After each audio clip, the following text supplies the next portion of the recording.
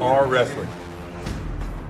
Olympic hero Kurt Angle, and you're listening to the We Are Wrestling Podcast.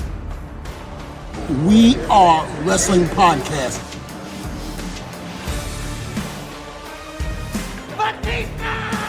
Let's flip and go. You're watching We Are Wrestling.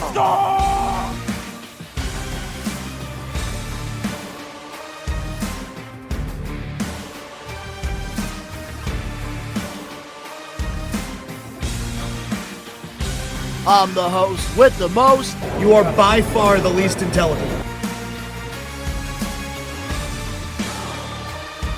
What is going on? We are Wrestling Maniacs. Ben here, one half of the We Are Wrestling podcast. We Are Wrestling Podcast. Make sure to subscribe, baby. We are wrestling. What is up? We are Wrestling Maniacs out there worldwide. I'm the host with the most, Mr. We Are Wrestling himself, the best one, Dottie, here with... What is going on? We are Wrestling Maniacs. It is Ben, Uncle Ben, America's favorite uncle, one half of the We Are Wrestling podcast. And today we got a pretty stacked show for y'all. It's been quite a week, and it's always exciting in the wrestling world, and we got exciting things to talk to you about. But before we talk about what that is and what we're doing, Don, take it away, buddy. It's always an exciting week when somebody's having a meltdown on Twitter or X. But before we get into all of this good stuff, if you're not a We Are Wrestling Maniac yet already and you're listening to the podcast, give us a 5-star review, not just any review, a best one review, and download the episodes. But if you have not checked out the We Are Wrestling YouTube channel and you're not a part of the thousands of subscribers, we recommend you to hit that subscribe button now, turn on the post notifications. Videos be coming out of nowhere like an RKO, and of course you already know, the grind is real. Oh, yeah! And if you want to go the extra mile and you're looking for exclusive content and, some exclusive perks to becoming a We Are Wrestling Maniac on our Patreon, or a We Are Wrestling Legend, or a We Are Wrestling Main Eventer, you can go subscribe to the Patreon page for this month only, because normally our Legend tier is $10 a month. That's how you enter the giveaways. But for the first 3 months, we decided that we're going to let anybody that joins, that becomes a We Are Wrestling Maniac, which is only $3 a month, be a part of the giveaway. And this month, we're giving away Yeet WWE 106 Jey Uso figure. Brand new in the package. Great figure with the red attire from the Survivor Series that you and I went to, Ben. Yeah. Bloodline. Yes, sir. So, Ben, I got to ask you, how's your week been before we get into the highlights? How's my week been? Eventful, I guess. Very busy. A lot of productivity and everything. Also some sickness in the household. Not from me, but when Ash gets sick, she gets sick as hell. So it's been pretty eventful. But other than that, we're surviving. We're surviving every day by day, motherfucker. Day by day. How was your week, man? Pretty good, I'd say. Pretty good. So, guys, I've been dealing with this annoying cough for the last 3 weeks, and I finally decided to, go get it checked out. And I, just am dealing with bronchitis right now, which is very common for people that live in the New England area. So, I'm finally on some antibiotics. We are getting better now. And I actually just watched Twisted Metal for the first time. Yeah, man, I'm telling you, bro. Twisted Metal is a really, really good show. And I told you a long time ago, right when the show dropped, dude, you have to watch this, dude. You have to watch this if you have fucking Peacock, which obviously I know you do. You have to watch this. It's a fucking killer show. And it stars our very own Samoa Joe, so our AEW World Champion. So, the fuck you doing, man? Why did it take you this long? Why did it take you this long? Talk to me. So, Mohegan Sun, they do this, Comic-Con. It's called Terrificon. Every, in the summertime every year, and they announced Samoa Joe was going to be appearing, and I was very excited because Samoa Joe is somebody I have been wanting to meet for years. But now that I just watched the Twisted Metal series, like I am actually tempted on getting a Sweet Tooth picture signed at this point. Yeah, That's same, how good I same. enjoyed this series. I need that framed in my house. So yes, that's why we're going this year. 100%. Like I'm going, I'm not missing that opportunity. I want a Sweet Tooth signed fucking whatever, because it's getting framed. I need a poster of his I am Sweet going to Tooth. tell you this as well, Ben. I might as well get your live reaction to this. What So up? I told our buddy, Cash Out Sherm, about Samoa Joe, coming to Mohegan Sun. And he went on, a rant through messages. And he is going to be dressing up as Sweet Tooth at Terrificon. Sherm? Bobby Sherman Sherman is is? dressing up as Sweet Tooth. That's how excited he is for this opportunity. Bro, I swear to God, I will be all over that, dude. Like, and dude, yes, I'm really excited to even go with somebody dressed up as Sweet Tooth, dude. That's fucking awesome. That's fucking awesome. I'm really excited, dude. Yeah, Wow. for the first time, I know I'm very late to the party, but guys, I enjoyed, Twisted Metal, and I never played the game when I was younger. So I told you, man, it had no filler either. It was just every episode was great. here's the thing: at first, it was a little slow, but then it picked up. It went from 0 to 100, and I was totally invested. The soundtrack was, my God, one of the best soundtracks in So, you saw every episode, right? every episode, all 10. What was one of your favorite scenes? I gotta ask. Dude, dude, all of Samoa Joe's Sweet Tooth scenes were perfect. I loved the whole Las Vegas thing. You know that's not When- Samoa Joe's voice, though, right? Yeah, I don't know. Part of me I thought it was because he always does the deep voice. It's but Will then, Arnett, throughout yeah. the show, I realized. Oh wait, actually no, there is one scene I forgot. Was What the voice actor of Big Mouth there, Jay? Jay, when he sniffed the should I cocaine. eat this guy? Should I fuck this guy? As he's beating Anthony Mackie's ass. That was great. Such a great show, Yeah, guys. dude. If you have not checked out Twisted Metal and you're late to the party like myself, highly encourage you to. Fix we that. all know you're listening to this podcast, so you definitely have Peacock, so there's no excuses there. But Ben, what is your highlight of the week? So, my highlight of the week segment is actually a segment. So, my Better favorite not be thing. Tony Khan's meltdown. No, that's not a segment. That's like total drama island on X. So no, I don't want to fucking no. We're talking about that later. Main But event. my favorite thing about this week was probably Drew and CM Punk. Was probably my favorite thing about this week, and it showed how much CM Punk still got it, and how much the crowd is still and WWE's universe is still very much behind CM Punk. But it also showed Drew McIntyre's growth as a top dude, and his promo skills, his mic skills, and sincerity. I'm excited, man, because now that we're CM Punk's treading on many fucking waters here. He's on Seth's fucking radar. He's on fucking Drew McIntyre's radar. Dude, knowing that he's gonna be in the Rumble is nuts, and both of them in the Rumble is because here's the thing. This is unfortunately the first year where I'm fucking rooting for everybody. I don't know who the fuck I want to win at this point, because I wouldn't This be Rumble's mad if stacked. Drew won. I wouldn't be mad if CM Punk won. I wouldn't be mad if Cody Rhodes won for a fucking second time. I don't know. I wouldn't give a fuck if somehow LA Knight fucking won. I wouldn't give a fuck if somehow, there's so many people that I don't care who wins that it's exciting. And this was a segment that really sold that on me, because I could really believe both of them winning.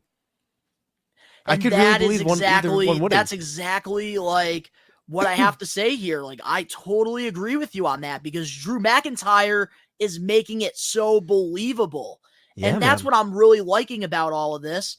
And right now, man, Drew McIntyre is doing some of the best work. And I seriously hope in 2024 he does get the World Heavyweight Championship, because he really held his own with CM Punk in that ring. And Drew McIntyre, hasn't always been the best with promos throughout his career. He's definitely improved, but being in the ring with one of the best, the voiceless, on the microphone, he really held his own. And honestly, that's a great highlight of the week. It's still fucking weird seeing CM Punk with Drew McIntyre in the middle of a fucking WWE ring live on TV. That's still I'm still reeling in from that and accepting that that's reality now. Just knowing that we just saw him on AEW not too long ago, and he hasn't been in WWE in 10 years, and nobody thought that was ever going to happen again for a while because it really felt set in stone. So anything CM Punk right now in WWE is kind of like a soft spot for me. So I'm just like, this is fucking weird. Because like I've been preaching it. I was like, dude, he's gonna end up in WWE, like almost like effective immediately here. the moment he fucking came back. I was like, yep, he's WWE bound, even though he popped up in AEW. I was just like, he's gonna show up in WWE soon. Everybody, they always Like- they always come home. That's They just always how do. it is. They always keep coming back, man. They always keep coming back. Like if we're talking about another superstar who really wants to come back later on in the podcast too. So I it's can't wait for it's that exciting, one. and that's the thing. It's a real possibility. We're in Rumble season, baby. We got 2 weeks. Yes, We got 2 weeks, so do. And there's speaking so much. speaking of the Royal Rumble, guys, we're gonna be live Saturday, January 27th for the WWE Royal Rumble watch along. Probably our biggest watch along of the year. Yeah. We have the most people in person, and it's just gonna be a great time. And here's what I do want to say about, CM Punk before I give you guys my highlight of the week.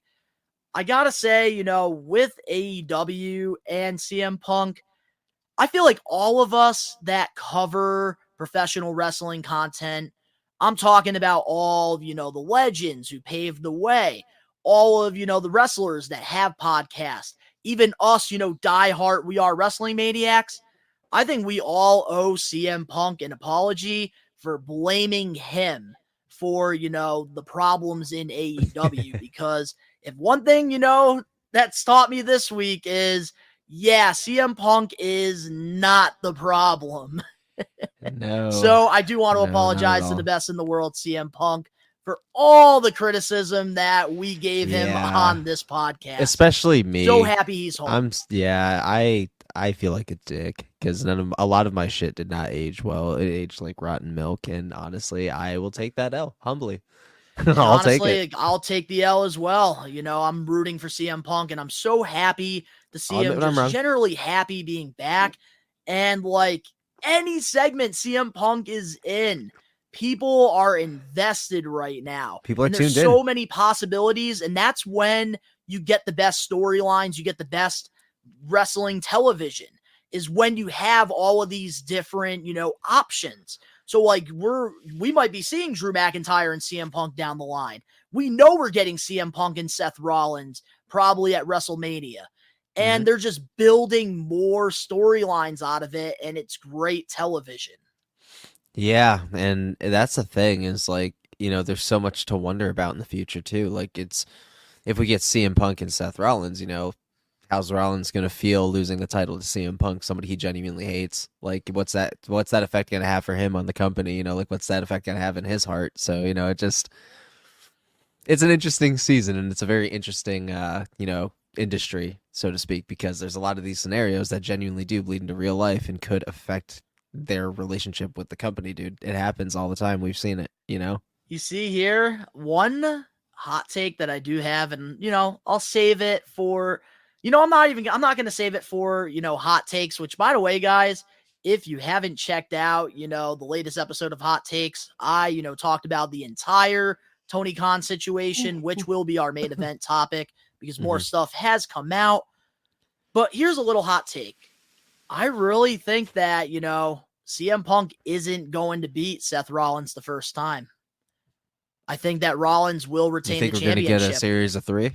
I think so, because CM Punk, I think all he really wants, It's the main yes, event he's going to want to WrestleMania. win. He's going to want to win a championship at some point, but he wants that main event match at Mania. And I Which think I'm shocked he's he going to never be had. okay. I think right now CM Punk is trying to, make amends with everybody, and I think he's going to be okay putting Seth Oh, no, Rollins for sure. over. See, and here's the thing, and like Because I not agree everybody 100%. is going. And wait, I'm sorry for interrupting, but No, you're good.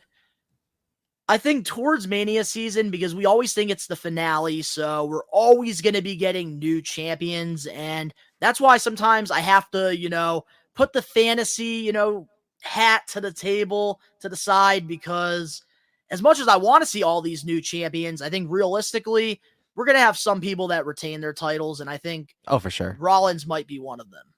Oh, for sure. And unless Damian cashes in. yeah, exactly. And that's the thing, man. Like, I 100% am on board with everything you said. Like, I am completely behind that. I think that he's at a point now where it's like, yeah, he's had an illustrious career in WWE alone. So I'm like, dude, I'm surprised he hasn't gotten that main event shot already, because he's had some illustrious fucking storylines with big fucking, big titles. And it is kind of shocking that's like the one thing he hasn't done, and won a Royal Rumble. So it's a very big possibility that CM Punk's winning it this year.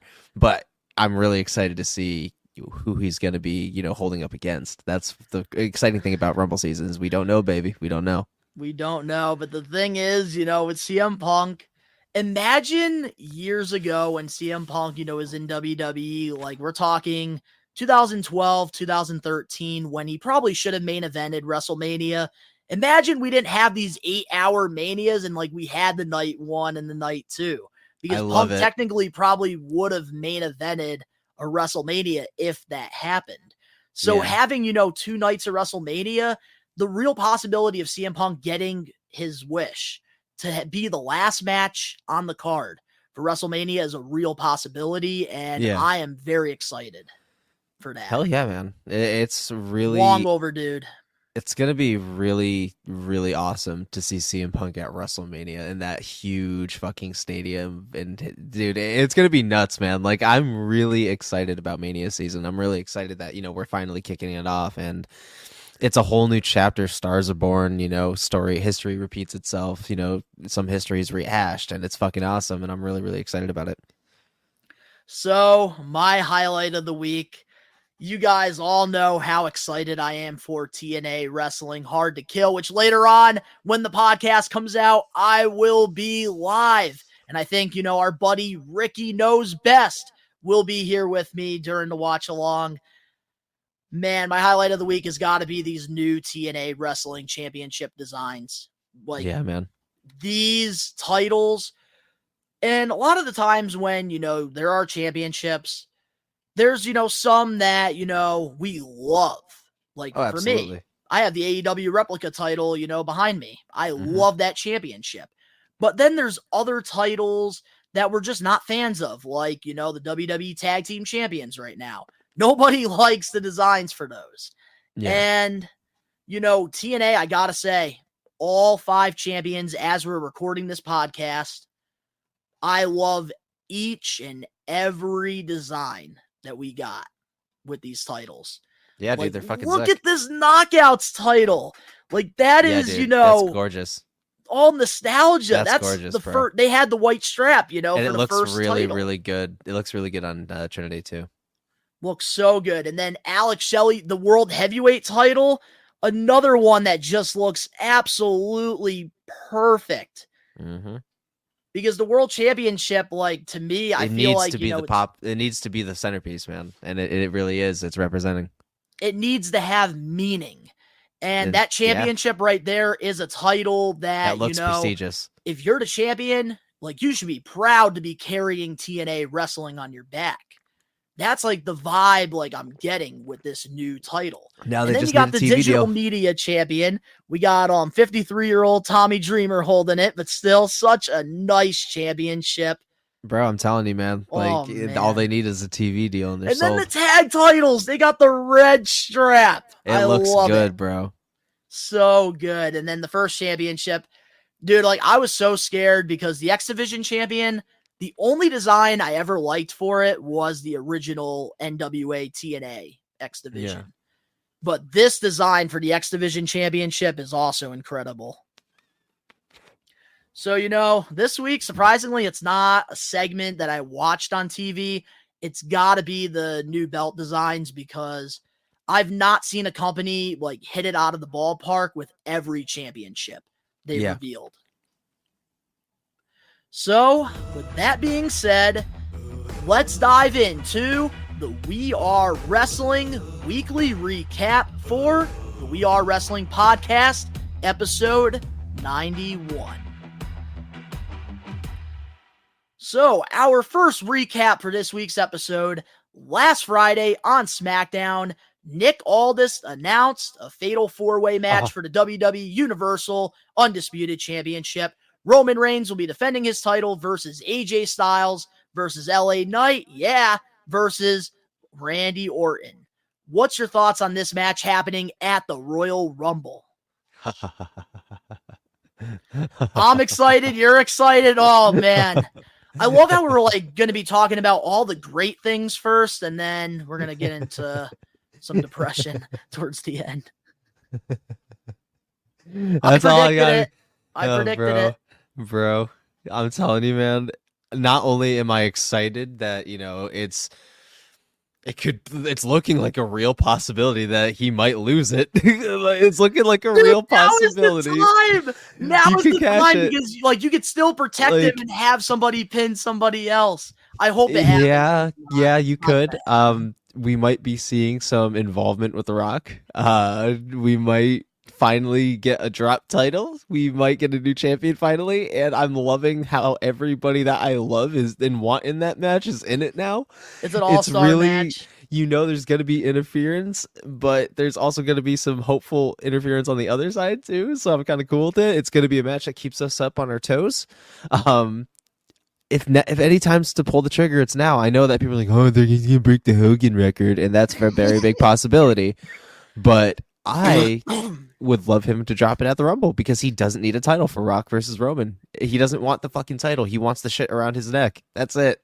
And honestly, I want that. So I'm really excited. And for once, it's not a one-on-one that we know is going to be bullshit. It's a fatal four-way, which we don't see. And everybody in the match is stacked. The only rising star in it is fucking LA Knight, but he's already still super fucking hot. He's been hot as fuck for almost a year now. So, and there's no letting up on the gas. They're still pushing the fuck out of him. He is in a massive match at one of the big five right now, dude. This dude is cooking, and I'm really excited, for this match. There's so many possibilities, and I'm really hyped to see. And it's a main event worthy match. I'm going to be surprised. I wouldn't be surprised, rather, if they put this after the Rumble. The Rumble, then this match. I wouldn't be surprised because it's going to be massive, bro, because it's going to take away from the Rumble if it's before. So I think that. Well, we know that the opening match is either going to be the women's or the men's Rumble. And then we already know, towards the end will be, the other match. Oh, 100%. Like I said, man, it's a big match. Because as long as, you separate the two Rumbles, you don't have them back to back, it's good for, us viewers. But I got to say, man, Triple H, very smart in this situation because he knows how over LA Knight is. So let's just throw him in, the WWE Universal title picture so that we don't have to put him in the Royal Rumble. That is actually a very smart booking decision because I think realistically, we're getting LA Knight versus Logan Paul for the United States Championship at Mania. LA Knight gets that moment. I think, going in the Rumble next year, he wins it, goes on to WrestleMania 41. He gets that John Cena moment like Cena got at Mania 21. Yeah. But I got to say this. I wanted this to happen. And I am so happy that my prediction, my wish came true. Because when they announced that triple threat match for number one contenders, you knew it was going to happen. I was actually they're all deserving. I'm not going to lie to you. I actually didn't think it was going to happen. I was depressed when, Nick Aldis said, we're having a triple threat match. I'm like, no, Nick, no. We need a fatal Shout out to Nick Rumble. Aldis, by the way. He's killing it too. I know he's not putting guys who have been on a losing streak for over a year in the title picture. So Nick Aldis is a better GM than Adam Pearce. I said it. But we'll get into that later on in the show. But man, for the Rumble, this is a big match. This is what you want for a premier live event. This is worth paying for. And anything can happen in a fatal four-way match. You never know the outcome, even though realistically, Roman's probably going to retain it. He's either going to lose it at the Chamber, Mania, or, he's going to go on beating Hulk Hogan's streak, which we all don't want to happen. Yeah. But the whole, different scenarios and the outcomes, that's what makes this match so exciting. And I'm not going to lie, I did want to see Randy versus Roman. I know that was, the reports that were coming out, but this is just like, we haven't had a fun all-star fatal 4-way match, in a long freaking time. Yeah. So I'm actually very excited for this. And dude, this Rumble might be one of the best Rumbles of all time. Oh, absolutely. But moving on now to WWE's, competitor AEW.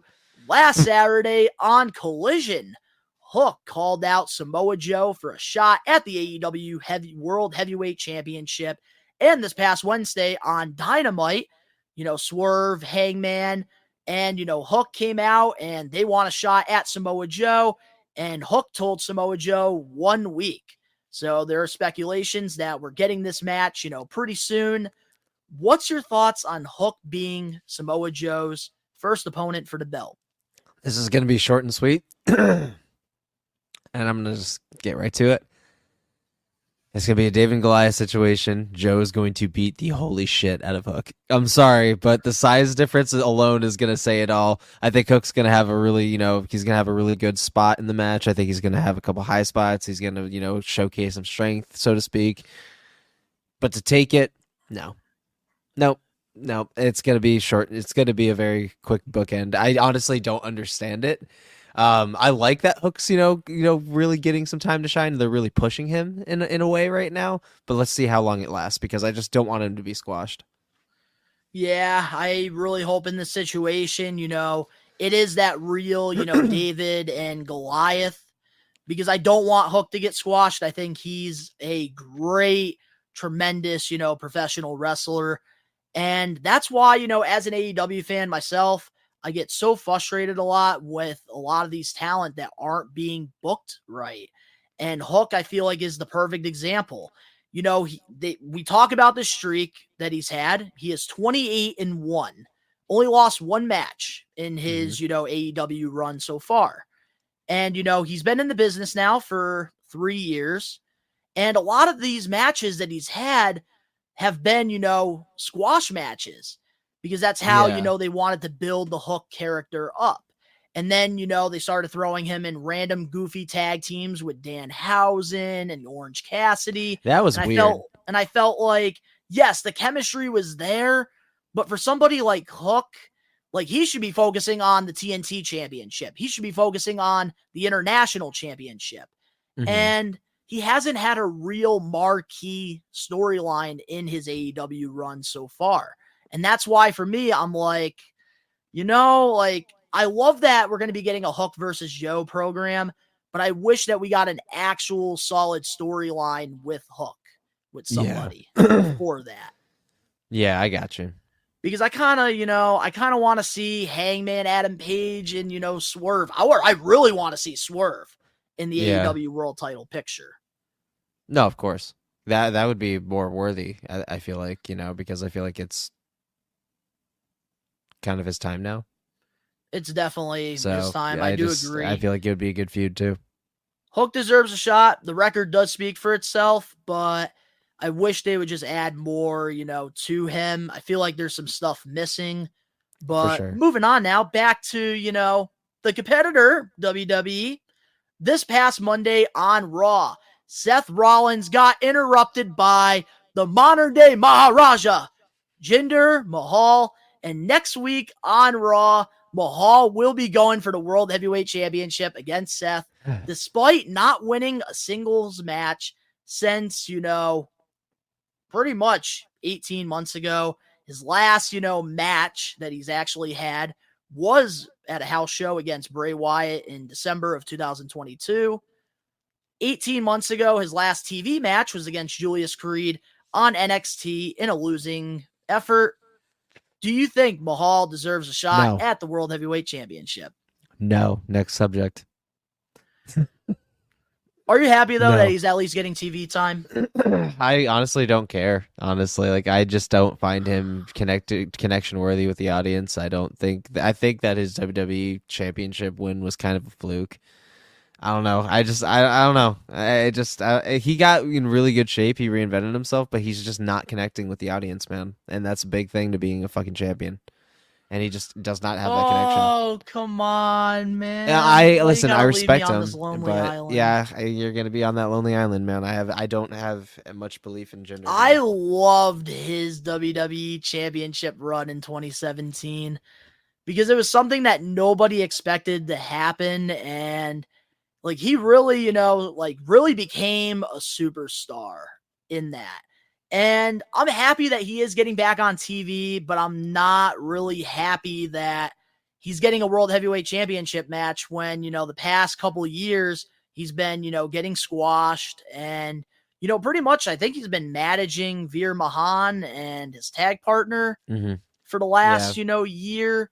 So it doesn't really make sense. Like, I understand he was in, a big segment with The Rock, which I was really happy that, he got that opportunity because I feel like he deserves it.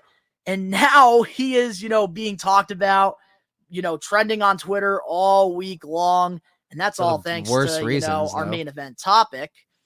But, with Jinder Mahal, I think that he should be, kind of racking up those wins. Like, if they really want him to be back in this title picture, give it time.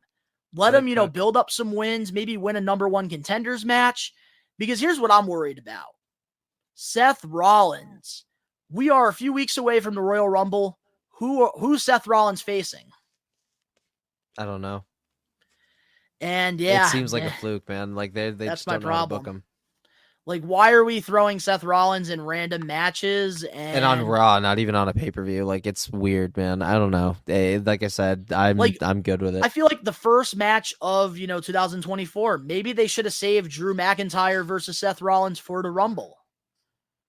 Give it more time to build, but we're like almost 2 weeks away from the Rumble, and Rollins has no direction right now. Yep.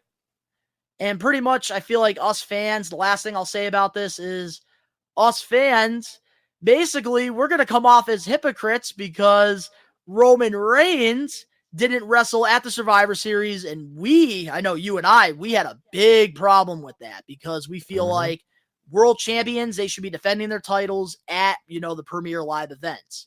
So if Seth Rollins, isn't defending the title at the Rumble, then it's like, well, we came at Roman, but, we're not going to come at Seth. And that makes us, hypocrites. Yeah. But we're going to just have to wait and see what happens. But our last, weekly recap this week, this past Wednesday on AEW Dynamite, we saw the return of your favorite tag team of all time, the Young Bucks. And they went face-to-face with Darby Allin and Sting. There's reports that AEW Revolution, it will be the Young Bucks versus Darby and Sting for Sting's final match. What's your thoughts on this? It's going to be Darby versus Sting for his final match? Nope. The last match for Sting, it is going to be a tag team bout. I guess according to Sean Ross Sapp of Fightful, I guess Sting, feels more comfortable, doing a tag match for, his last match than a singles. So it's going to be Darby and Sting versus the Young Bucks. Oh, God, dude. All right. Yeah. Cop out. Yeah, no. I have nothing good to say about it. I think it's a fucking absolute, toilet paper ass wipe to the legacy of Sting. I feel like it's kind of a shit show. I have nothing more to add. I just think it's a cop out. So the only thing that, I'm going to say from a positive side to this, there's only one thing I can really say, and that's Darby. Well, yeah, Darby's there with Sting. I do like that because, they have, been together in AEW since, Sting's arrival at Winter is Coming. The Young Bucks, they do get, a lot of criticism and, hate from, the IWC. They're boring as fuck. Because obviously with all the drama that, they get themselves into. But at least Sting is going in the ring with two safe workers. Because the Young Bucks, they are known for being safe workers. And, the last thing we want is Sting to get injured. So that's the only pro I can really say about this. The Young Bucks return was very lackluster. The reaction, I couldn't believe the reaction. I literally heard a cricket fart. Bro. Yeah, dude. It's nobody cares anymore, dude. They're has-beens. Yeah. It's true, man. They're has-beens, bro. I think that, like, if there's anybody that could give Sting a really good last match, would be, you know, the Young Bucks versus Darby and Sting. I Yeah. definitely think that the match is going to be great. And I Yeah. think a lot of people are going to go into it with low expectations. Yeah. But I think, you know, it is going to surprise a lot of people how good it's going to turn out. And I really hope that, you know, Sting definitely, you know, gets that moment that he wants. And I hope that this was a Sting decision, which I feel like it was. But I don't know, man. We're going to have to wait and see on that. Yeah. And I'm sorry that, you know, I had to disappoint you with, you know, the news of the It Young is what Bucks. it is. It just, I'm not surprised. It's AEW. It's garbage. AEW is just garbage now, bro. It's unfortunate, but I have no faith in them anymore. What about Adam Copeland? That's the only thing I have faith in with the company. That's the only thing I care about. Other than that, I don't care. Other than Samoa Joe, I don't Yeah, because care. there's a lot of fans from last Saturday for Collision that actually were upset that, you know, Adam Copeland, he comes back, he issued an open challenge, And then you get this weird ass dude that was part of the Griff varsity Garrison, bonds. Yeah, no, who is like nobody a cares. taller version of Jungle Boy. Yeah, dude, nobody fucking cares, and it's fucking stupid. Like I said, AEW's garbage, bro. I have no faith anymore. And then there was really some AEW fans too. This is what shocked me. They were trying to compare Grayson Waller to Griff No, Garrison. okay, all right, let's move the fuck on because now I'm just feeling the retard set in now. I'm sorry, but like I feel myself getting more and more retarded talking about it. And I'm gonna, you know, I do want, but can I give my quick thoughts on that comparison, please? I need to. Sure. Why are we comparing Griff Garrison, who gets squashed? I believe his whole AEW run, he's been, you know, a jobber. And you we're just got comparing someone him to job Grayson out to Waller, him. who, yes, Grayson Waller does not really pick up wins, but he's on TV regularly. He's there every Friday on SmackDown. And like he's actually, you know, doing a whole, you know, Grayson Waller effect show. And he's got the charisma. He is talented. And I can tell you right now that Grayson Waller match with Edge was 10 times better than the Griff Garrison one. Yeah. But guys, up next, we have our comment of the week. And of course, the We Are Wrestling weekly news and rumors. We'll be right back with more We Are Wrestling podcast, episode 91. What is up, best ones worldwide? It's the best one, Donnie here, and you're watching and listening to the We Are Wrestling podcast. Collecting has always had a special place in my heart, going all the way back to when I was a kid. I remember my parents taking me to Toys R Us and waking up on Christmas morning to a bunch of new action figures. I had bins filled with thousands of rare WWE, WCW, ECW, and TNA figures through the years until, unfortunately, I ended up selling my whole childhood without knowing the true value of my collection. 2 years after I made that horrible decision, the pandemic hit, and I realized there was a part of me that felt missing, and that was collecting. My whole life, I've loved collecting wrestling figures, wrestling memorabilia, classic video games, Nickelodeon stuff, sneakers, Funko Pops, and even Angry Birds. As time went by, I decided I wanted to get back into collecting, except this time, document it and rebuild my collection over on Best One Donnie. So, if you want to go back into time and relive my nostalgic memories, subscribe now. We're back, and every week we do this thing called the Comment of the Week. And if you want to get your comment featured on a future episode of the We Are Wrestling podcast, all you gotta do is, you know, follow us over on our social media pages, or, you know, subscribe to the YouTube channel and leave a comment on anything that we're doing. And this week, we have one of our We Are Wrestling members over on our YouTube page, at Angelo Rodriguez 1686, and he commented this on the reaction to Jinder Mahal versus, you know, Seth Rollins, and he said, and I quote, Donnie, I don't know why you liked Jinder Donnie, I don't know why you liked Jinder Mahal's title run, but I am not mad at Jinder going for the world title, but They will have the title match on Raw next week, so this will probably be it for Jinder for months. Again, with Donnie, they do have history because Seth beat Jinder in the finals to be the first ever NXT champion. Which, I gotta probably explain, my fandom for Jinder Mahal, because it's not only Angelo that's been asking this. He's just, the member, so he's got to be the comment of the week. I don't know. I just love natural heels, and Jinder Mahal is a natural heel. And I feel like in 2017, like SmackDown Live, like they were just doing a great job, with, rebuilding a lot of the talent that they have.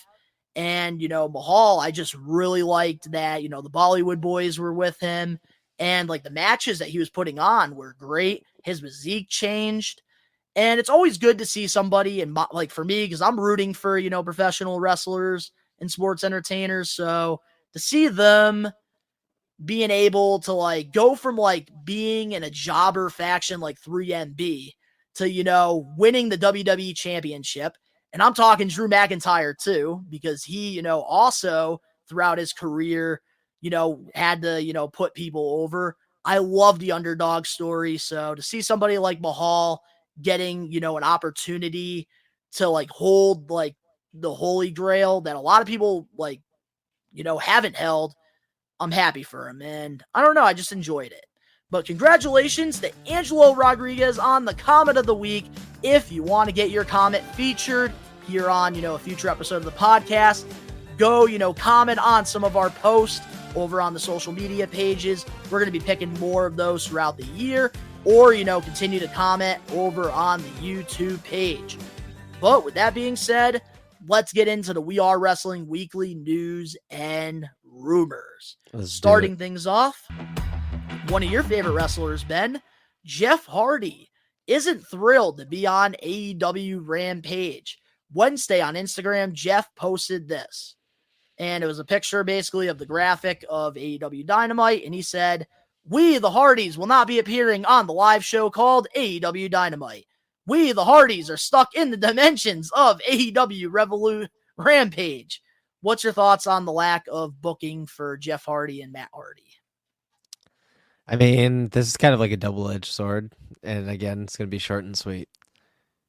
One, Tony Khan has sucked dick about booking them this entire fucking time they've been there. I mean, other than Matt, really, since he got there. I don't know, man. They've been pretty bad with Matt, too. Two, well, I said I'm talking about when he first got there. Two, he can't really trust Jeff anymore. He's kind of soiled opportunity, and like, it's unfortunate that we're here now. Like, you were given ample opportunity and you still fucked it up, and that's unfortunately on you. However, AEW is known for horrendous fucking booking in the first place. Like, did you really think out of this ocean of other huge fucking stars that Tony Khan has that you were going to stick out any higher just because you're Jeff Hardy and Matt Hardy? Like, I get it. I get the frustrations, but at the same time, it's, again, a double-edged sword. It's on both of them. It's on both of the company and the Hardys, And I can't really feel bad in this particular situation. I can't, All I can say is stick it out till your contracts run out. You made some noise on the indies, and maybe hope that WWE brings you back for your final run. That's all I can really say. I'm a huge Hardys fan, that everybody knows I'm a huge Hardys fan, but as a huge Hardys fan, their time in the sun is kind of gone now. They should, again, just wait it out and hope that they can have one last decent run in WWE before it's over. And that's the thing, with Jeff Hardy and Matt Hardy. It's unfortunate because, they do have legendary careers, obviously first-class Hall of Famers, and they're one of the greatest tag teams of all time. There's no debating that. But I don't feel bad for Jeff Hardy in this situation. Like, I still wish him nothing but the very best, but he walked out on WWE at that live event. And Now that things aren't going his way and he's not getting the opportunities that he wants, he's, taking shots at AEW, on, Matt Hardy's podcast. He's taking shots on them, at social media, which by all means, you have freedom of speech. You should be able to express how you feel, like whatever way you want. But it doesn't look good at all for Jeff because, you walked out during a WWE live event and now you're trying to create this tension that you want to go back to WWE and finish your run. But I do feel like, it is a double-edged sword because AEW, if you're just going to have the Hardys on Rampage where only 100,000 people are watching it a week and they're probably DVRing it, let's be real. You might as well, move on from the Hardys, save yourself some money because I'm sure the Hardys are getting paid very well just to wrestle on Rampage. They could be using that, for other, investments and, bringing in other talent that, they could use because what I've noticed in 2023 is AEW is, going down, right now they're stuck. They want to do, the storylines and stuff, but then they're more going into that, combat sport, New Japan wrestling style. And the Hardys just don't fit that style whatsoever. They've been known for, being sports entertainers their whole careers. And honestly, I would love to see the Hardys, show up in TNA for a little bit, do it right, and then go back to WWE and, close the chapter in their in-ring careers. It just sucks that, we don't get to see them because they are very talented. They deserve to be on TV. But at the same time, with Jeff Hardy's, incidents that's happened and, the past, it's very hard to rely on the Hardys. Yeah. But moving on now to the next topic here, somebody that we haven't really heard much from, somebody that we grew up watching in the Ruthless Aggression era. Earlier this week, Chris Masters, the Masterpiece, released a video on his Instagram saying this. And we do have the audio, so Ben, let's hear what Chris Masters has to say. Kind of, see what's out there for me. I have had the last couple of years I've been at NWA. Kind of, see what's out there for me. I have had the last couple of years I've been at NWA. Kind of, see what's out there for me. Botch. I have had the last couple of years I've been at NWA. You suck. Wow. Yeah, it just cuts off. The one time I wanted to actually play some audio, I can't. I completely botched it. So pretty much the Masterpiece, Chris Masters, he basically said this. Good thing we're not live, pal. Chris Masters pretty much said, in NWA, he's reinvented himself and he really hopes to get an opportunity someday in AEW, TNA wrestling, or, especially the WWE. He wants to go home, man. And honestly, So I would Ben, rather see him in WWE. Would you like to see Chris Masters back on your TV? WWE. Rumble. 100%. He's a free agent now. So Rumble. 100. I feel like that would be really sick. And it would also be really sick seeing him and Carlito lock eyes in the ring and kind of work together at first and then they kind of turn on each other. That'd be some fucking nostalgia. That'd be sick. Also a sick opportunity to put over some other young guys as well in the fucking tag team division. Because again, they were a solid tag team for many years. I think it would be really, really cool. And I think he would fit really well with the performers that we have and the style that they go in. And again, to see somebody that was huge in our childhoods come back and really steal the show again. Absolutely. I feel like that he deserves another big opportunity again. He's built for it. Again, he's been away long enough. So I feel like he should get some, I would like to see him with an Intercontinental title, if you know what I mean. So that'd be really cool. Yeah, that's the problem. WWE, they have such a stacked roster right now. I think he would fit. I feel like we need to get some more championships in WWE at this point. Dude, but either or, I think he would fit in WWE. I think out of all of those options, WWE would be the best for him. Yeah, no, I definitely have. We've all seen the famous "Take Me With You" fucking video. We've all seen it. We've all seen it when he's on the tour bus traveling the WWE tour bus pass, and he's like, "Take me with you." And that's the thing about Chris Masters. I was always a fan of his work, even I when like I was a Chris. kid and he was a heel. And, when you're a kid, The like, you're Master not Lock looking Challenge at was the the best, bro. You're never it's obviously the best, but, like, you're not looking at wrestling from the inside. And I always enjoyed Chris Masters. Like, with the whole Master Lock, they made that, finisher very prestigious. The whole Master Lock Challenge. Somebody shit I might was have nuts. to put over, in one of our Chris getting Masters, put over yeah. segments pretty damn soon. But honestly, it would be so cool to see him come home to WWE, even if it's, just for a Royal Rumble surprise. I think that, you would surprise a lot of fans by having him, show up. And I think that, under Triple H, these Royal Rumbles, they're going to get better with surprises. And I can't wait. Which I do want to let all the We Are Wrestling Maniacs know. There will not be topics on surprise entrance for the Royal Rumble because those are the those are the articles that I do not click on. I do not pay any attention to because I want to be surprised because just like you, I'm a maniac. I love watching this. So that's like the only time I will ever skip, reports is when, there's surprise speculations. Yeah.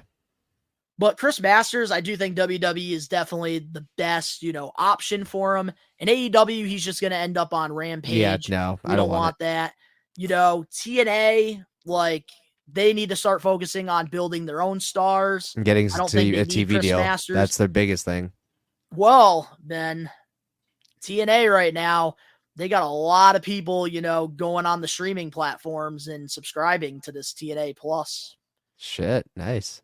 So TNA right now, man, they're doing everything right, but they do have one of the guys that, I do think they signed because he is wrestling in a big match against Josh Alexander is Alex Hammerstone. So I don't think we need like a Chris Masters, in TNA. I think, they got that with Alex Hammerstone, who, is still a young star, and that's what TNA needs to focus on. Okay. WWE, it makes the perfect sense because I think NXT, man, they should start bringing in, some former WWE stars like Chris Masters because this would be a great way to put over some of, your young stars. Yeah. And then eventually, you could bring them up to the main roster and have them put other people over. Yeah. But, man, I would love to see Chris Masters come back. And I think that, it is a real possibility because he's not one of those former WWE guys who, has been sitting at home doing nothing. He's been, busting his ass all over the indies and, even with NWA the past couple years. He's, has put on great matches and he still has the physique. Obviously not like his first run because he's not doing the roids, but it would be cool to see him just for nostalgia purposes. Yeah. But moving on now to the next topic we have here for our, weekly news and rumors. Massive AEW All-In fight details. And I can't believe we're actually getting some details on this because a lot of people, we all know they signed NDAs where they can't talk about it. But apparently somebody that didn't sign an NDA, rapper DJ Whoa Kid, was backstage at AEW All-In in Wembley. He was there to perform during, Swerve's entrance. While speaking on the Jim and Sam show on Sirius XM, he stated that CM Punk was going ballistic because at the event, and there was lots of blood during the scuffle with Jack Perry. He confirmed that there was a huge brawl and that the big Hawaiian-looking dude, which I think we all know he's talking about Samoa Joe, was trying to break it up. Kid says Tony Khan was screaming at Punk, saying something about him ruining this moment for everyone and to get the fuck out there and wrestle. What's your thoughts on, these allegations from rapper DJ Whoa Kid? I believe it. Like, Punk was going to bat for somebody's safety, and of course, Tony Khan's like, get the fuck out in there and wrestle. What am I paying you for? Rather than being actually like, dude, he just broke a legitimate fucking rule. That's real fucking glass, dude. You should not be having a spot like that. And the fact that you allowed that shit in the arena is nuts. like that already shows that you don't care for your fucking wrestler's safety. I mean, look at fucking what happened to Ray Phoenix. Like that alone, like you should have known that could have gone fucking wrong. Like you should have known. There's a lot of questionable shit, like letting Danielson wrestle with a broken in half fucking arm. Like, yeah, Danielson's a pro and, he can do whatever he can do, but that's still somebody's safety. That's still risking somebody's fucking, well-being. There's a lot of shit that's questionable about Tony Khan, man. And that's another reason why I'm like, I can't respect them. I can't allow myself to really get invested in the product when it's ran by a fucking goon, So I can't do it. I can't do it, man. And that's the thing, like, these reports, I have to believe I these, believe them, man. Because why would DJ Woe Kid lie ruining it for everybody? Like, what? Like, why would he lie about, like, something that he saw happen at All In? Like, what is he getting from this? He's just doing an interview, he's answering a question, and he's just being genuine and honest. Because Tony's the one that's always like, oh, I can't talk about this. Oh, I can't talk about that. Oh, I'm not at liberty to speak about this. Oh, it's like, you just don't want to fucking say anything because you don't want to come out to be an asshole. Case. And that's the thing. Never helps his case when he just walks around in Vince, circles. Unlike Tony, Vince even fucking took accountability for his shit. Tony Vince doesn't give a fuck. He's like, all right, yeah, I did it. How much you want? Like, at least Vince comes clean about his fuckery, where Tony Khan is literally a spineless fucking maggot. So I can't respond. I can't. Yeah. That's the thing. Like, even with, the whole Chris Jericho allegations, when he was asked about it, during the media scrum after safest World's environment, my ass. All right, give it. He just walked around in circles about the safety and well-being. It's like, just be like, you're not helping Jericho at all by just not saying anything. And you're just making your product look worse in that situation. But back to this, it all makes sense because CM Punk, obviously was very frustrated with the lack of communication going into that and the safety, dude. It's fucking, dude, Hook could have gotten hurt, bro. Like, he could have gotten big. Well, no, the part that triggered CM Punk was Jack Perry looking at the camera, smacking the glass, saying, "This is real glass." Pretty much, going into business for himself.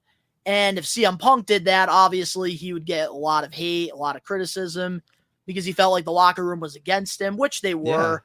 Yeah. And I'm sorry, but Jungle Bitch had it coming. He did. He deserved to get lots of blood. And I'm glad that he got lots of blood for what he did, because he went into business for himself. And CM Punk, I'm glad that, him and Tony Khan, they went their separate ways. I'm glad that, CM Punk is back home in WWE now.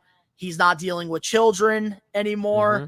And in this situation, like with the all-out media scrum that happened, I did blame CM Punk for, poking the bear, because he did go into business for himself. But in this situation with Jack Perry, he did it. CM Punk is not at fault here. Yep. Mm-hmm. But I think that, kudos to Samoa Joe for being a leader in the situation. I guess, he was trying to break up the fight throughout. So, you got to give, credit to him for that. But very interesting details we got. Yeah. And probably the only details we're going to get, because everybody else, I think, signed NDAs. So no Dark Side of the Ring episode. Yep. But moving on now to a WWE topic now for, the weekly recap with the news and the rumors. Recently, WWE moved Michael Cole back to Monday Night Raw. According to PW Insider, some in WWE are watching to see how Kevin Patrick does on SmackDown without Cole steering the ship. There's a feeling in some circles that Patrick really needs to step up as, a commentator in the months ahead if he wants to maintain his position. What's your thoughts on Kevin Patrick's commentary, and how can he improve? I think his commentary is fine. This is going to sound like hella ignorant, but I honestly don't care. I really don't care. Like, commentators have been my least worry about a show, because in my opinion, everybody that's really came through has killed it. I think that Kevin Patrick should probably stay backstage doing like the backstage segment interviews and shit like that. I don't think he's built for, show commentating. Like, I think, stick to like bigger stars like, Pat McAfee. Corey Graves has been doing a good job. Wade Barrett's great. I loved Samoa Joe when he was on commentary. I love CM Punk on commentary. I love JBL on commentary. So for me, it's a dime a dozen. I think that they're trying to weirdly find this new face of commentary because I know that Michael Cole is going to be on his way out soon, and I think that's what they're gearing up for. I know that they're not going to say it; they're beating around the bush, but I think that he's going to be retiring, going very part-time soon as well. I think he'll only be back for premium live events here and there, and have more of a scattered schedule, just kind of like Jerry the King Lawler. I think. Honestly, again, they should probably just bring somebody else in that would probably do it better. Just because I don't think he's made for it. And that's okay. I'm not trashing him. I just don't think it's a good fit for him, Yeah, and I think honestly, like, you definitely said it best. Like, I couldn't have said it better myself.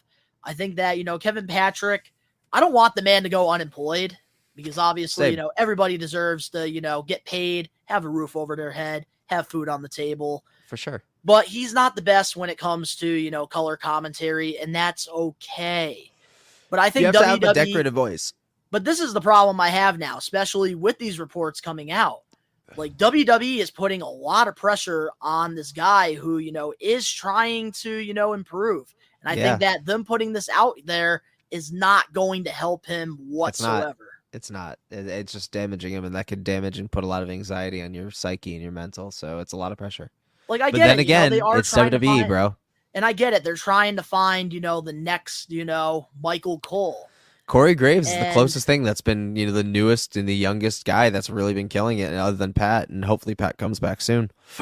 Yeah, but I think what WWE is trying to look for is, a straight up, color commentary guy that, isn't a wrestler. Because, of course, before Michael Cole, there was Jim Ross. And Jim Ross, didn't have an in-ring career. He was always, doing the color commentary. So I think that's like what they're trying to look for. Maybe why, Corey Graves, isn't going to be the next Michael Cole. But at the same time, you're putting a lot of pressure on this guy who, fans have been criticizing his, work for the past couple of years. I just don't get it. Like, why don't you just, move on? Like, let him, do something backstage, let him do something new and give somebody else an opportunity. Honestly, if there's anybody that I would love to see on commentary, and it is a past wrestler, but if there's one person I want to see on commentary, it's William Regal. Dude, That's one person I want to see on commentary is Regal. that would be pretty good. Because he knows the He ins did- and outs he of the did that sport. for- So I remember, because that's the thing. Like, when I was younger, when FCW was going on before NXT, I would watch a lot of, the FCW shows on YouTube, and William Regal did a lot of color commentary over there, and he's always been very good, doing that. So I wouldn't mind that at all. Mhm. But, yeah, I think, if there is somebody that I kind of want to see get a shot at, being a color commentator, I think that the host for WWE The Bump, Matt Camp, I think that Cool. he could do a really good job doing that. And I think they should, consider, shifting, some things over, and hopefully Kevin Patrick, doesn't fold. I hope that, he does get better because, always got to wish for the best. And I don't like that these reports came out. I don't. Yeah. Moving on now to our next topic here. We have an update from MJF's injury. According to the Wrestler Observer newsletter, Meltzer noted that he's hoping to have it healed through rehab rather than surgery because surgery would put him out for months, and he was told perhaps close to a year, which he wants to avoid. Should MJF get the surgery or rehab the shoulder? just get the fucking surgery. Are we really talking about this right now? This is somebody's well-being, dude. I don't give a fuck how long you're out. Just get the surgery, become the best version of yourself that you can bring back so you can prevent being on the shelf even longer and prolonging the situation. We're really talking about this. This is what I'm talking about. It's fucking stupid. Like wrestling in the AEW world is just nonsense to me. Like, whenever someone gets injured, to get the fucking surgery. Like, I think Seth's fucking stupid for not getting his back shit straightened out. Back shit could come back to haunt you for life, bro. Like, Yeah. that's what I'm saying. Like, these people need to stop being fucking stupid, stop thinking about their goddamn momentum, because if you can believe that you are a big star, you taking time off to get a fucking surgery to fix yourself, you're going to be red hot when you come back, dude. That pop is going to be huge. Your storylines are going to be huge. Your opportunities are going to be huge. Let it cook. Take the time off and be fucking safe. This is the reason why people are retiring fucking early, is because they're fucking stupid. That's what I'm saying. Just let him take the surgery, rehab it after, let it heal properly, train the right way, then come back when you're good. We'll still be here when you get back. Yeah, and I feel like, for MJF, he's very young. Stupid. So I feel like, he should be, getting the surgery. But obviously, at the end of the day, it's his choice. And especially with all the new, rehabs and, the whole, new technology that we do have in our hands now. Like, I understand that some wrestlers, they want to avoid the surgery, but at the same time, like, you're not going to be performing at the level where you're happy, and then you're just going to be in pain all the fucking time, and that's what leads to addiction. Exactly. And we're in 2024 now. We're not in the 80s. We're not in the 90s. And, MJF is very talented, where if, he wasn't on, like, if he's not on TV for a little while and he comes back, he's going to get that massive pop. And I think what he's thinking about is the Adam Cole storyline. And I think Adam Cole's thinking the same thing with MJF as well, which I'm glad, Adam Cole did go get the surgery. But what they don't realize, both of these guys, and I'm very surprised that they don't realize this, by the time that we get this match, because of, both of their injuries, the fans, interest level is not going to be there. That's why they just need to just move on from it. MJF, go get the surgery because you're young. Maybe take this time to build your fucking stars. Like, that's what I'm saying. Exactly. And I think there's nothing else really to say about that. I think you really hit the nail on the head on that one. Mm-hmm. Sometimes, Ben, when you're pissed off and you're not happy, you really do logical. give us the best knowledge here on We Are Wrestling. Because we appreciate it's fucking common sense, man. It's common sense. Like, why wouldn't you want to get that surgery, man? Especially if you can afford it. Why the fuck aren't you doing it? You're just gonna make problems for yourself down the line. And the shoulder is a very it's vital. It's very important to have, healthy as a wrestler, taking those bumps. But moving on now to our last We Are Wrestling weekly news and rumors. Vice TV has renewed Dark Side of the Ring for its 5th season. The current plans is for it to debut in March 2024, which right now we don't know what the episodes are going to be for season 5. When we get there, we will cover it. But Ben, I got to ask you, what's one episode you would like to see them cover for this season of Dark Side? Benoit. Well, they already did that. Oh, I fucking know then. Shit. I fucking know then. I did everything that I've wanted to know is basically out there. There's nothing really dark happening. If there's another thing, then shit, I'm just curious as what the fucking episodes are going to be, because that's news to me. Shit. Dude, there's really not much that I could be like, all right, what's the scoop on certain shady, like, okay, maybe Vince's scandals. Like, I could go for some Vince scandals, I guess, and like seeing what the details of those things happen. But other than that, I don't know what else to, really think about. Maybe get some answers to why Stephanie left. I don't know, maybe, but that's the most I can really pull out, because there isn't really dark shit happening. Yeah, and it is very hard to really go back into. And with the amount of fucking NDAs that are out there right now, we're not going to get great juicy content. So yeah, no all in media, no all out media scrum. Exactly. No, so I don't know. All in Jungle Boy CM Punk fight. That's what I'm saying. They're taking away the fun. Yeah, there's no juiciness. So I'm probably just gonna have to wait and see what the fuck they're gonna come out with, because whatever they come out with, news to me. I will say one episode that I kind of would be interested in watching. I feel like it'd be a good episode. Like, I really hope that we do get a Crash Holly episode. Sure. Because he was one of those guys in the Attitude Era that I really enjoyed, especially with the 24/7, hardcore championship. I feel like, really getting a deeper look into his career and, the highs and the lows. I feel like Dark Side of the Ring, that would be a really good episode. Yeah.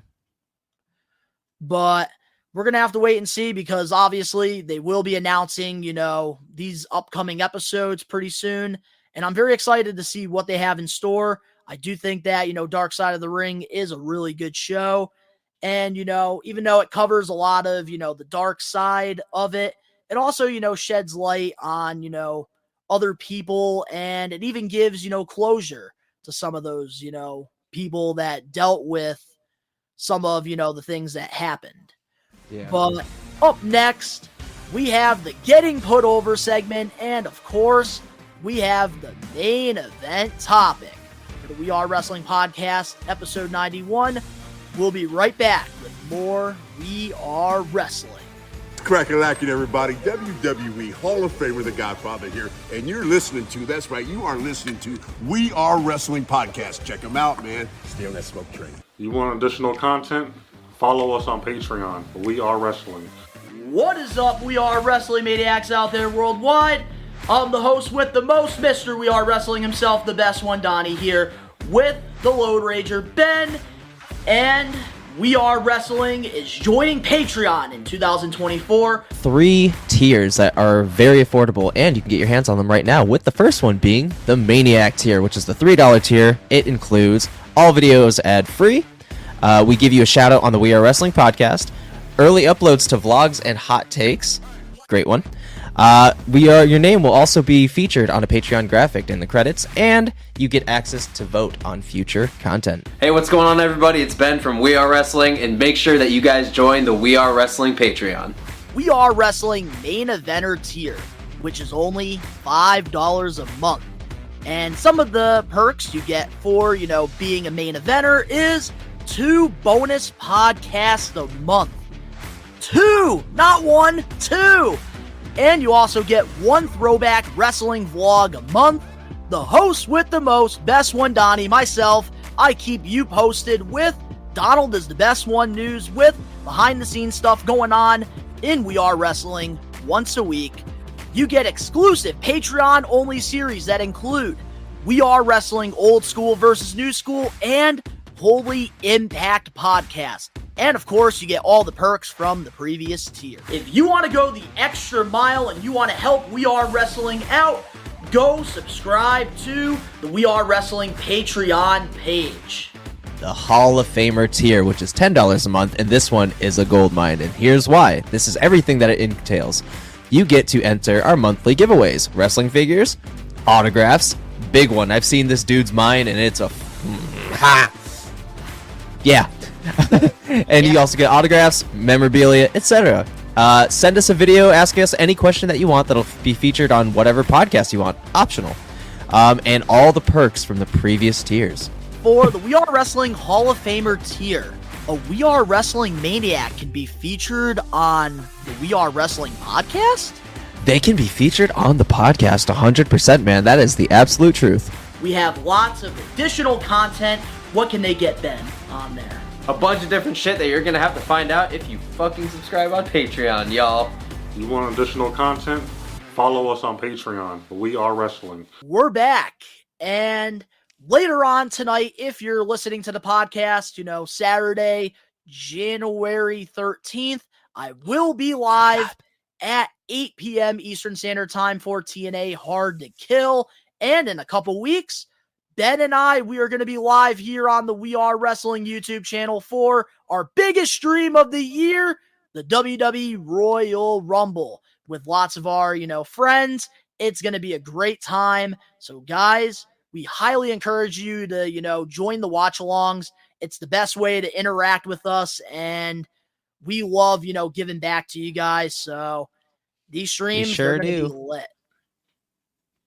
But every week here on, the We Are Wrestling podcast, we do this thing called the Getting Put Over segment, where every week, Ben and we alternate. We pick, a past, a present, or a future superstar, and we put them over. last week, Ben, we put over Drew McIntyre. Yeah. And this week, we are going to be putting over somebody that I consider very underrated, who I think, definitely could have done more during his time, in the WWE. We're going to be putting over one half of La Resistance, Rene Dupree. Cafe de Rene. Let's go. Yeah, man, Rene Dupree, the Frenchest of the French wrestlers. Other than Andre the Giant himself. But the Frenchest of the wrestlers. The French tickler, Rene Dupree. The French tickler. Ben, you should get off on your chair and do the French tickler. There you go. Done. Done. Yeah, oh, boy. Man. So, let me go get Fifi real quick. Huh? Let me go get Fifi real quick. Hold up. Gotta go get Fifi. Sorry. So, I do want to talk about some of the accolades that Rene Dupree, had during, his run. He is, a one-time WWE World Tag Team Champion with, Sylvain, part of La Resistance in 2003. And he also was a one-time WWE Tag Team Champion with Suzuki. Kenzo Suzuki. Yep. In 2004. And believe it or not, Rene Dupree was the youngest WWE superstar to win a championship at the age of 19 years old. And Holy right shit. now he is currently signed with Pro Wrestling Noah, which, is, an Japan. international promotion right now. Yeah. And he's also, does have a successful podcast going on. Cafe de Rene. Rene. Yeah, and you dude. get Paul London on there, and you get a lot of awesome guests. Yeah, absolutely. Absolutely. But I gotta say, man, for me, like Rene Dupree, he was always somebody that I felt was so underrated. Like, yeah, they would try to give him opportunities, but it felt like the timing was just always off. That's what happens when you put somebody that young under pressure, so much pressure, it can work or it can not work out, but unfortunately back then you don't have the outlets that you do now. You didn't have an NXT. You didn't have really a performance center that was pumping like that, but it was different. But he was only there for like a year before he got called up. Yeah, and that could Not be enough set up for time. failure. I mean, look at what happened to Drew McIntyre, and I would love to see Rene Dupree wrestle in WWE now. He's a different machine now. He's got the grit, he's got the callus now, he's got the age behind him and the experience. He's been around the world. He's definitely he could definitely fucking use his speaking skills for his promo work. The dude could have it all right now if he fucking joined WWE. He'd be fucking on top of the world right now. I feel like he would really think he fit. burnt those bridges already with his podcast. I think so too, but at the same time, Well, hey, it's successful right now, dude. man. Never say never. After CM Punk, dude, I could see anything happening, But at the same time, I think it was one of those shitty situations, that just didn't work out. And I really do enjoy his work. I think that he had some really funny segments.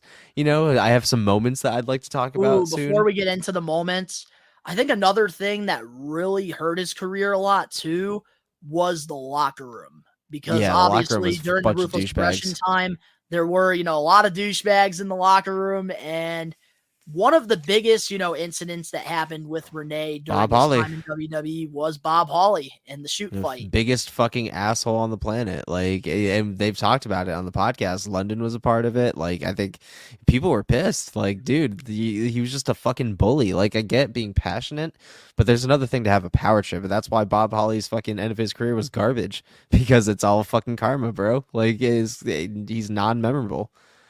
Yeah, and also, too, Rene, he had issues with, Bubba Ray Dudley, too, which is so weird because him and Devon, they get along really well. So there was issues, there as well. But now let's get into, some of the funny segments with Rene. So I want to talk about his elimination in the 05 Royal Rumble from Chris Jericho, which was so fucking funny. Not even just because the elimination was followed up with the little fucking French tickler dance that Jericho ended up doing. But the funny part about it is when he got thrown out, his trunks ripped, so his ass was just out, and it fucking he smacked the ground, and his ass was just out. And I remember just fucking laughing my ass off because, dude, that had to have been embarrassing walking all the way up up the ramp with your ass just half out and you can't do shit about it. I think when he did the French tickler dance and the Undertaker sat the fuck up was fucking hilarious. That's a good one. I do have one really good funny segment that I really enjoyed, and it was during when he was a part of La Resistance. Yeah. When Stone Cold because Stone Cold was like being a sheriff. Oh Because yeah. he was like a part of the Raw general manager thing with Eric Bischoff, and he gave Renee a ticket for stepping in Fifi's dog shit. Yeah, I remember that shit, dude. That was quality shit right there. Good. Literally. Him and The Rock, they also had a really good segment too. Oh yeah, dude. And my favorite rivalry for Rene Dupree that, I do want to put over is him versus John Cena. This is, around the time when we got the WWE draft and they, had big plans for Rene. They, separated him from La Resistance. So he went over to the SmackDown brand, got picked, very early. And, his first program was with the United States champion, John Cena. And that's when he debuted the whole Cafe de Rene segment with, Tori Wilson. And, one of my favorite matches has got to be that Rene Dupree versus John Cena, Judgment Day 2004. Yeah. And I really felt like, if Cena was not, getting, up there, Rene could have definitely been a really good United States champion as like an anti-hero. Oh, for sure, dude. And again, there's so many unfortunate missed opportunities with Rene Dupree because again, he was built different. If he was written a little bit more seriously, and they really, kind of put him in, some better booking programs, he would have thrived. And maybe like gave him a mouthpiece too at that time. I think that could have really helped him. Oh, absolutely, dude. Because again, he's a very French dude, and at the time, being so young, super fucking French because he hadn't been around the world like he was, at the time. So yeah. And I will say this too, like I do got to put over Rene Dupree's, French tights at Great American Bash 2004. Such a great heel decision. Because of course, it's, the Patriarch, like pay-per-view, red, white, and blue, and Rene, his whole trunks, it was French. He had the red, he had the white, and then he had the blue. And I loved the gear that he had for that. Oh, absolutely. And then, even his time in ECW, they brought back La Resistance, and they only had one tag team match, on there. And I guess there was plans that, ECW, they were going to, have their own tag team champions, and La Resistance were going to win the titles. But then, Rene had some demons, and, he went and got some rehab, and then later on got released. Yeah. Which, is a very unfortunate because he really did have only a short run over there. Yeah. He was only there for 4 years in the WWE, which is, crazy. But that's the thing. Like, Rene Dupree was able to, leave WWE. He never really signed a big contract after leaving because a lot of the times, former WWE superstars, they'll go to like TNA Wrestling or like New Japan Pro Wrestling or go to like one of the bigger companies. And Rene, he was able to, continue to have a successful, career outside of it, which is always good to see. Yeah. But man, anything else about Rene Dupree before we get on to the main event? Yeah. Get a better webcam. Please clean up your room and zoom it out a little bit and maybe get a ring light. And I think that's it. Other than that, I think he's solid. I will say his lighting lately has gotten better. Yeah. Than before. He went from working with, I think, like 360 camera quality to now working with at least 720. Oh yeah, absolutely. He still needs to get to that 1080. Excuse me. Oh, of course. And he definitely needs to get a fucking mic for sure.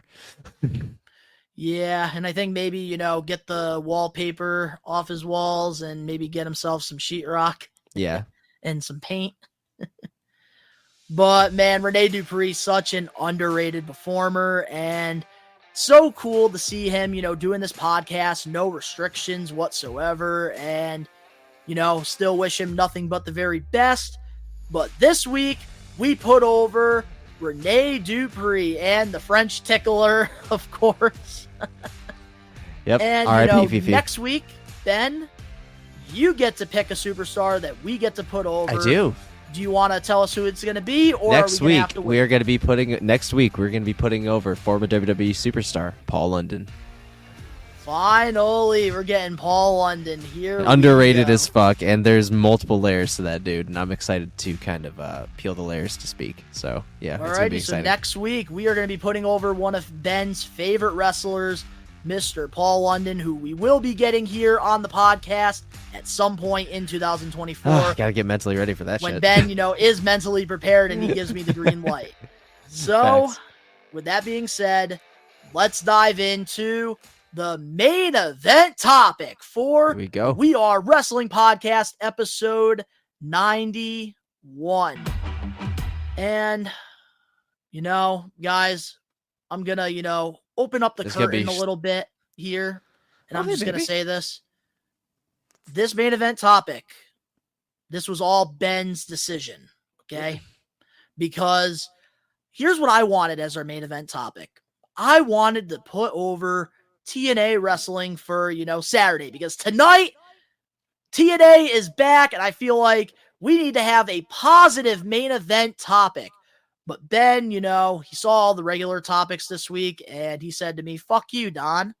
We're going to be doing we're going to be talking about Tony Khan," even though I did a whole episode of hot takes, but I had not had a conversation with anybody about this, so I am open to it. So, in case you've been hiding under a rock, Tony Khan, he threw another Twitter meltdown again.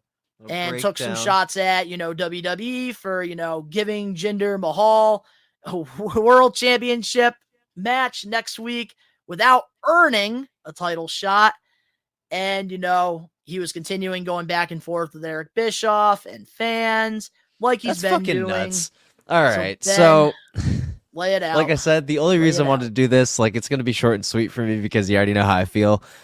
But I wanted to talk about it because I haven't given my actual thoughts. So Wait, before you do give your thoughts too, if you guys want to hear my thoughts, definitely highly recommend you to go to the We Are Wrestling YouTube channel and watch Hot Takes. That was a very colorful hot takes episode. You did watch it? I did watch it. Well, give me your thoughts on that before you give your You were thoughts spot on. Tony Khan. You were 1,000% spot on, man. And also, I love the thumbnail. That thumbnail is pure fucking artwork. That belongs in the Met. That needs to be in the fucking Louvre Museum, on a fucking displayed wall. It is beautiful. You can thank man, AI for that. 100%. Like I said, man, you hit everything on the fucking nail.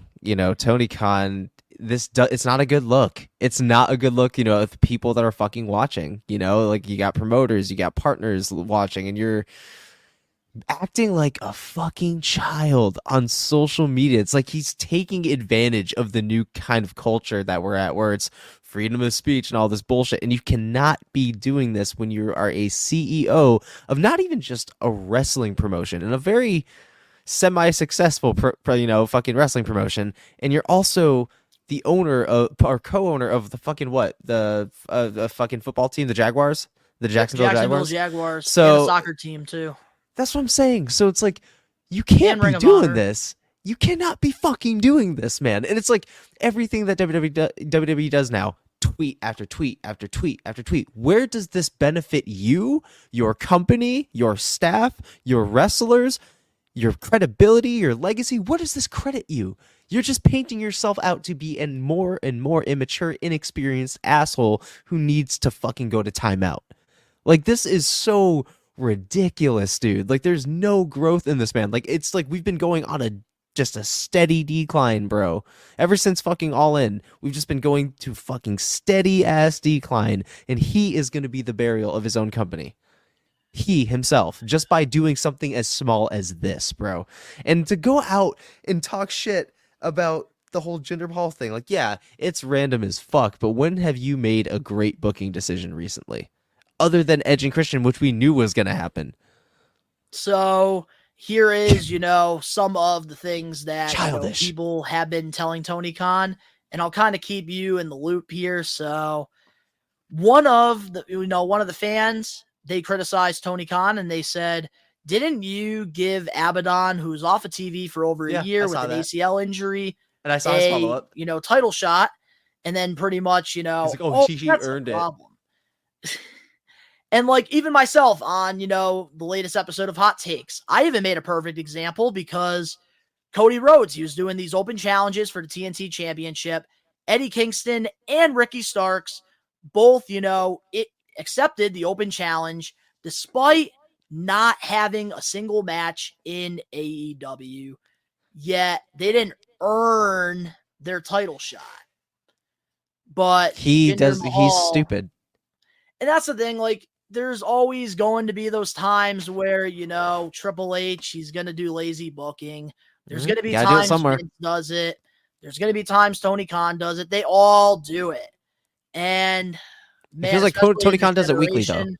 And it's, the thing is, like, this generation, I'm just, like, thinking back to all this stuff that happened this week. And, man, these wrestling fans need to really get their panties out of a fucking bunch. Because right now, like, what a time to be a pro wrestling fan. And, like, if you're not enjoying any of this, entertainment, like, I'm not enjoying the whole Tony Khan stuff because he is, fucking up his company. But if you're not enjoying, single-handedly, like, if you're not enjoying, like, Jinder Mahal taking shots at Hook and then deleting it later on, then, like, come on, man, you got to have fun sometimes. Absolutely. And, man, like, it makes me really sad because, Ben, you know this, since day one, that very first press conference, I even remember watching that episode of Being the Elite when they showed the logo for AEW. Yeah. Tony Khan saying that we're going to listen to the people, and this is what we're getting. What Tony Khan needs to do is what Matt Morgan said, in his video on Twitter. He needs to hire a booker. And just like Eric Bischoff said, Tony Khan is not a booker. He's a matchmaker.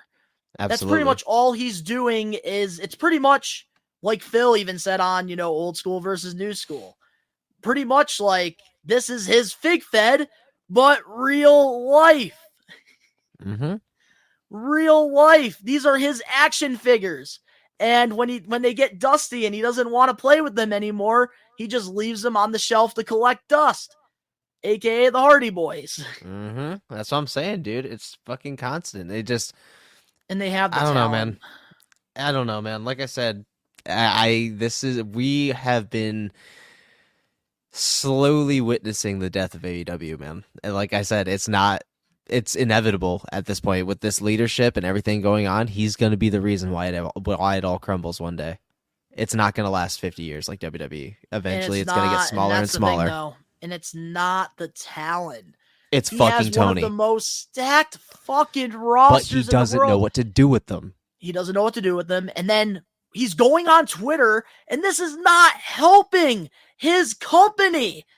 It's just, making more people not want to watch it. And even yourself, you were about to give AEW a legitimate shot. And now I won't do it at all. And now you won't do it as all. And I can't convince you to because you have legitimate, logical reasons why you should not watch AEW because of this childish bullshit.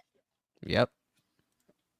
Because I remember back in the day, myself and Danny, we, kept poking you and bothering you to watch AEW. Mm-hmm. But now, it's bullshit, man. You have a solid reason not to. I can't, dude. I can't do it. It's just like when the CEO himself is going out on a limb to give me reasons to not watch your product. It's just, what's the point? It's just, I'm not going to go out of my way to find ways to do it and then try to enjoy it because it's just so tainted with just the stains of toxicity all over because it's ran by fucking children.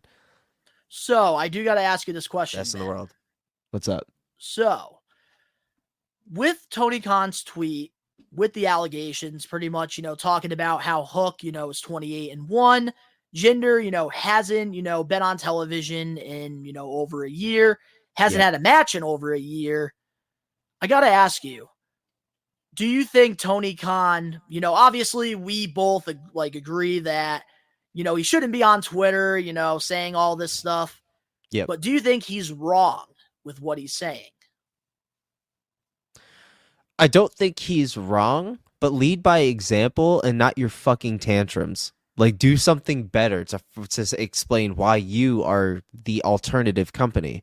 Not fucking go on Twitter and trash the other company who's been around 15 years that could do one thing and fucking take your ass out in one foul swoop. Don't give your competition a reason to stomp you the fuck out. That's rule number one. Make it a place that you can really say that we are the better brand, if that's what you believe in. If you think that this is such a great place, show it. You are not the spokesperson of a place that is claimed to be so fucking great because half your roster wants out of the fucking company because they feel like a ghost. And Make better decisions, Tony. And that's the thing. Make better decisions, you fucking If mark. Tony Khan wasn't a CEO of AEW, then by all means, you can go on your rants. You can go on your tantrums. He's not wrong with what he's saying. No. It's the fact that you are the leader. Be humble. Be humble. Don't say shit. You are the leader. You should be, focusing on rebuilding your product that has, declined with attendance, My dog. with ratings. My dog. It's, we saw how hot they were at one point, man. AEW was on fire. Dead horse. It really is. Like I said, look at Once Upon a Time. They were on fire. They were the brand for a long time, and I really thought WWE was dead in the water. And then out of nowhere, you let the power get to your head, and you fucked it all up. And then thank God the blessed hands that be gave us a fucking out with WWE and put Triple H in charge and got Vince the fuck out of there. And oh my God, we've been eaten for days for the last year, dude, when it comes to WWE product. So Tony has let that get to him. He let that personally get to him, and look at what's happened. He is bombing and nuking his own product and setting it on fucking fire. Exactly, and I think it all started Cody Rhodes, man, WrestleMania. That's when it all started, when he came back to WWE. It was at the end. That was it. That was the beginning of the end. And now CM Punk is coming back to redeem his story, which, it's crazy because, like, in older past episodes of the podcast, even myself, I kept saying, because I know you were very frustrated at the time with CM Punk. You didn't want him anywhere near WWE. And I remember saying to you that, and I will take that L. And that's the thing. Like, I said, CM Punk, if he wants to fix his reputation, he needs to come home. He needs to end his career the right way. And look at what he's doing now. Yeah. And again, I applaud him. But again, that's all I got to say about good old boy Tony. And I want, AEW to succeed. I want WWE to succeed. I want all of these promotions to succeed, because the more wrestling there is, the better for us. Yeah. And, with AEW, I really hope, some things change. I'm losing hope every single day, and it does make me really sad. I'm still going to be watching the product, obviously, because at the end of the day, I do love me some AEW. I just don't like Tony Khan. That's the issue that I have. Like, I don't like when he goes on these Twitter meltdowns. Mm-hmm. But, I still love the talent, and, I'm still going to go and, support them. And they're still putting on, solid shows. I just wish that they would change things, just like in WWE. Not everything is perfect. Like every, company out there, there's little critiques that, all of us have. Yeah. But, I get it from a lot of, the WWE fans like yourself. Like, why do you want to get invested when, the CEO of, its own company, is pretty much just burying their product? Like, they made Jinder Mahal even bigger now than he was 2 weeks ago. And man, good for Mahal. He gets a big segment with The Rock, and now, he's trending all week long on Twitter because of Tony Khan, and he's getting a world heavyweight title shot next week. This might be the modern day Maharaja. He's back, baby. Yeah. But the last thing I do got to ask you before, we close off this week's episode, Ben, because we got to end it on a positive note here. So with TNA Wrestling, now that, we're here, TNA Wrestling is back. Do you have any thoughts? Just final thoughts. Good luck to him. Alrighty, well said. So, Good luck to him, man. guys, we have Yeah, lots I really of like it. What was that? I said I really like it. The rebranding going back in time, and it feels like the right time. Like, you can always feel like that shift in like life where it's like it's time to go back to where it all started, and it feels like the right time for TNA. And I just, the hype was unnecessarily real. And it just, if the fans are with it, and you get a good reception, it's always the right time to pull the trigger, and they're pulling the trigger on the right time. And again, like you said in the earlier part of the episode with your highlight of the week, those titles are something of a beauty, man. Those are some art. It's art on a fucking belt, dude. And I'm really, really fucking excited for the future of TNA. And I gotta ask you too, Ben. Is there a possibility that you might be open to watching TNA since you do have access to Access TV?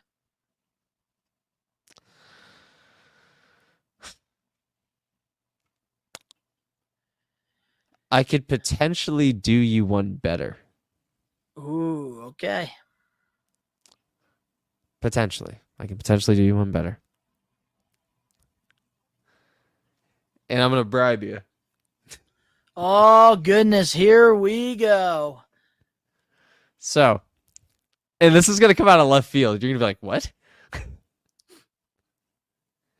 But if you order me an order of fries, I'll watch fucking Hard to Kill with you in person on Saturday. Because I know you always get pizza, so if you order me a thing of fries, I'll come over and I'll watch it with you. So, tonight... You're telling me there's a chance? You will... Hold on. So, tonight, as the podcast comes out, you will teleport from your set over here to watch TNA Hard to Kill with me if I give you fries. That's all I requested, yeah. All right, and like in all seriousness now with like kayfabe, like you're actually free to come watch Hard to Kill? I'm breaking kayfabe, yeah. I'm free to watch Hard to Kill. All right, guess what? You're getting yourself some fucking French fries, and you're fucking coming over here. You want McDonald's fries? You want Wendy fries or Burger King fries? Or you just want pizza fries from wherever I get the pizza? I got you. You got me with a meal from Burger King? Because because you do need to watch 2 wrestling shows, and WWE is one of them. And since AEW is kind of burying themselves, give TNA a shot. if you get me some food in general, if you get me some food on fucking Saturday, if you just cover some food, I got you. I'll come over and I'll watch it. All right, so guys, Ben will be joining the watch along. Let's hope nothing changes 2 days from now as we're recording this. Yep, nothing will change. I am surprised. And now this is a great way to end this week's episode of the podcast because we're both smiling, we're laughing, we're talking about good stuff because this week there's been a lot of negative. TNA is here to save us. That's why, this is all happening. And the thing is, I'm curious too. I'm curious too. If it's worth it, because I have access to Access TV. So if it's worth it, it's another show for me to watch. So you know what? I'm on board. I'll fucking take the chance. Hell fucking yeah. And we got names over there. I get to go see Trinity. I get to see some other people. So let's go. I'm with it. Yeah, you get to see Santino Marella. Hell fucking yeah, dude. I love me some Santino. I love me some Santino, man. So to all the We Are Wrestling Maniacs out there, with our YouTube page, we've been posting lots of videos. We have all new reactions from this week. Also, we have the TNA Hard to Kill predictions. New episode of Hot Takes where, I dived more into the Tony Khan bullshit drama. And, of course, we do have the live watch-along for TNA Hard to Kill. Later on tonight, if you're listening to this on Saturday, January 13th, we'll be live on the We Are Wrestling YouTube channel for it. But to all the We Are Wrestling Maniacs out there worldwide, let us know in the comment section below your thoughts on all the topics that we covered this week. If you guys enjoyed it, make sure to smash that like button now. If you're listening to the podcast, wherever you get your podcast, give us a 5-star review, not just any review, a best one review, and download the episode. But if you're not a We Are Wrestling Maniac yet already over on the YouTube channel, where we're doing predictions, we're doing different podcasts, we're doing live watch-alongs, and so much awesome content, go subscribe over there. Also, if you want to go the extra mile, We Are Wrestling, we are on Patreon now. You get all the videos ad-free, and, you do get exclusive Patreon-only series. Old School versus New School will be coming out next week. The first episode with Phil and I. Lots of awesome things. And if you become a member, you have a chance at the WWE Elite 106 Jey Uso figure, brand new. Yeet. So, guys, lots of big things are happening in 2024. But, if you're not a We Are Wrestling Maniac yet already, subscribe, turn on the post notifications. Go follow us over on Instagram, X, Facebook, TikTok, and, of course, the YouTube page. We're also, posting lots of, wrestling news and stuff over on the socials. So we are, giving you the scoop, and we're keeping you all in the loop. The link's down in the description below. You can go follow Ben and I over on our social medias and other YouTube pages. All that down below. I just posted, on Best One Donnie, the official room tour of my entire studio, which, if you're watching this now, my background has changed since then. But to all the We Are Wrestling Maniacs out there worldwide, we love each and every one of you. Hope you join the TNA Hard to Kill stream. Ben, I really hope that you do teleport here and watch it with me, because of course you already know we are taking over. Peace. Peace.